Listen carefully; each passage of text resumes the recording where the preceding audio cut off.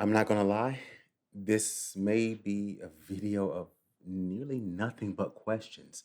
I really feel that I'm going to need your help for this one. Most of the time, when I present something here, I kind of know what I think about it already. I generally know the lines of thinking with which I'm aligned, but this is a hard one.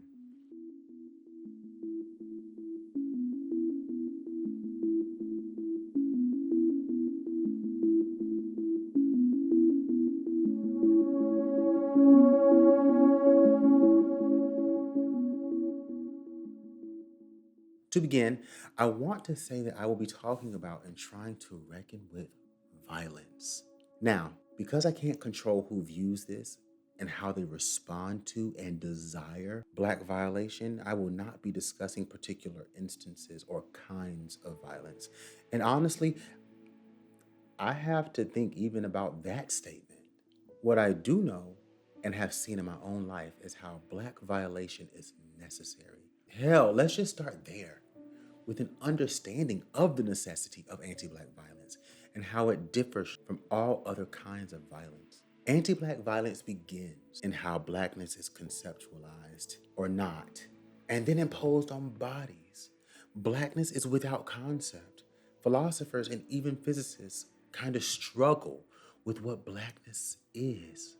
It seems to be either or both nothingness or infinity, both of which, thus far, are impossible to think and reckon with. Some have written that it causes a kind of terror and anxiety in thought and in the unconscious. To deal with this, Africans, some South Asian populations, the people in the lands now called Melanesia, and the Aboriginal Australians were all made into blacks. They were and still are disciplined and punished to deal with the inability to bring Blackness into order, the order of reason. To highlight the anxieties induced by Blackness and darkness, just look at everything that has been imposed on Blackness. Blackness is said to be sin, evil, the inability to know something. When cast onto flesh, the body that results represents the evil and sin of Blackness and becomes thought of as innately criminal, dangerous, and given to vice, such as being hypersexual. In the way of being unknowable, the darkest peoples of the world are unable to be incorporated into the world. We can't be known. What I mean is that who I am doesn't matter as much as the fact that I'm encased in Blackness and represent whatever narratives people create about me. So being judged based on the content of our character is indeed a dream. This inability to be known also describes our inability to know ourselves within our own contexts. We did not call ourselves human, and we didn't necessarily conceive of ourselves as sexed, gendered, or having the sexual orientations that we now have been made to identify with. We had other concepts within other worlds to describe all of that. Our original ways of knowing ourselves and experiences have been determined by colonial concepts. So here, we can see that just being identified is a kind of violence, as it is a reminder of everything that has been forced on us. What some scholars have called an obliteration of our original metaphysics, our understandings of what it means to be and how we ground that being. So I've explained a little bit about the nature and possible origins of the violence that we experience, but why do I say it's necessary? Black violation not only helps society define itself, but it allows for there to be a community of humans who understand that they are humans because of what they should not be able to experience. This does not mean that people don't experience kinds of violence that look exactly like what Black people experience. It means that the violence doesn't have the same source or structure, and it doesn't have the same function in or for society. In his first interview, after having been silenced for 90 days, Malcolm X made this statement to a reporter. If you stick a knife in my back 9 inches and pull it out 6 inches, there's no progress. You pull it all the way out, that's not progress. The progress is healing the wound that the blow made.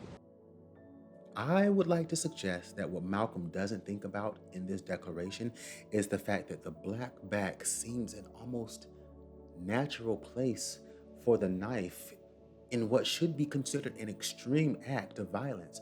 We see that we speak of our situation in and through violence because it is what produced everything we experience now.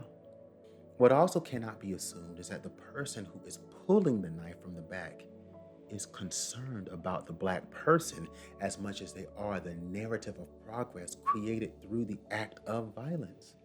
A knife in the back is also used to connote a betrayal.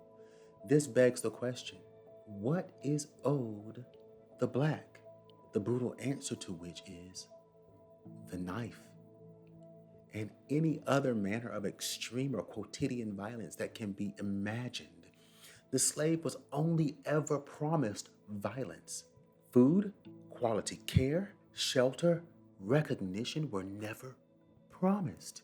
So, we can see that in this metaphorical act of violence, society gets to have a conversation about how much violence is allowed before it can be said to be barbaric. Society gets to have a conversation about progress and gets to redeem and justify itself by saying that whatever it does that sort of ameliorates the situation of Black people is progress.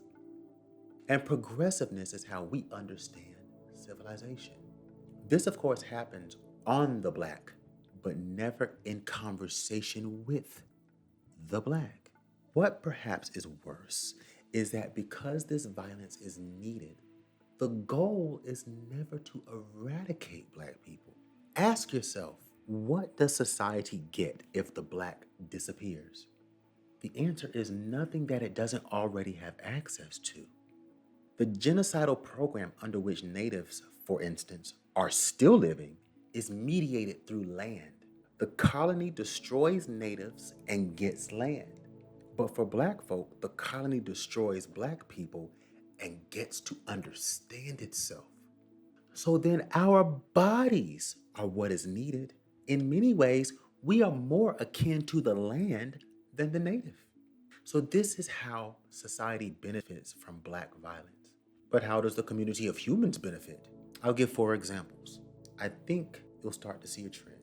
A young white girl in an interview about the integration of Central High School in Little Rock, Arkansas, had this to say about race. Well, I think like if a Spanish or a Chinese person came here, it wouldn't be hard to get along with them. It's just that the Negroes are what you might say more different to us than a Spanish person might be. But now you talk. In 2015, Syrian refugees chose refugee camps over living in the Black St. Louis neighborhoods. In 2016, during an interview on Democracy Now!, Winona LaDuke, a native economist and activist, said this about the governor regarding the protests in Standing Rock. You're not George Wallace, Governor Dalrymple. That is right. It is time to evolve. This is, that era that was in the 50s and the 60s. This is you don't get to put dogs on Indians. You don't get to put water cannons on us. You don't get to fire at us. And lastly, Mark Char, a native Hawaiian who was convicted of a triple stabbing during a bout of road rage, showed up to court in blackface, saying it was because he was being treated as a Black man. The reason why I'm like this is because I prepared myself to play my part in your kangaroo court, treating me like a Black man, so today I'm going to be a Black man. In the first instance, we see the white girl articulate how Black people are too different, such that our being in community can't be reconciled. In the next 3 examples, we see non-Black people of color not disavowing violence against Black people, but lamenting that they are being treated like Black people. For them, the treatment is supposed to be impermissible against them. It's for Blacks. They're saying that we, as people who are at some level human, should come together and negotiate. And we know we are human because we know what non-humans are treated like, and they're standing in the world. Just as you know who your family is or your community is because of who is in it, but more importantly, because of who is not in it. So this gives us an idea of the structure and theorized source of anti-Black violence. But my question in this video pertains to what we do and how we think about the portrayals of anti-Black violence in books and movies. So often we refer to slave movies as trauma porn. What is trauma porn? And how do slave movies fit into this purported genre? How do we contend with anti-Black violence, specifically in the media that we engage? Let's make no bones about it. Black people have experienced and continue to experience kinds of violence that are both ubiquitous and constant. More than that, this violence is consumable, sometimes in erotic ways, that gives more credence to the moniker porn. We cannot deny the psychosexual aspects of anti-Black violence, but we also can't deny the fact that these acts of violence happened. What do we accomplish by turning away from the realities of the slave? What do we do to the slave, to the Black during Reconstruction, to the Jim Crow era Black, to the modern day Black when we decide that the experiences are too harrowing to depict, to write, to mention? Is this a denial of the interiority of Black people who were there or subject to these experiences as completely aware and sentient beings? Beings who were not just violated, but felt every lash, registered every heartbreaking separation, who lived through the dehumanizing, bloody, gory moments that mark the slave as precisely that.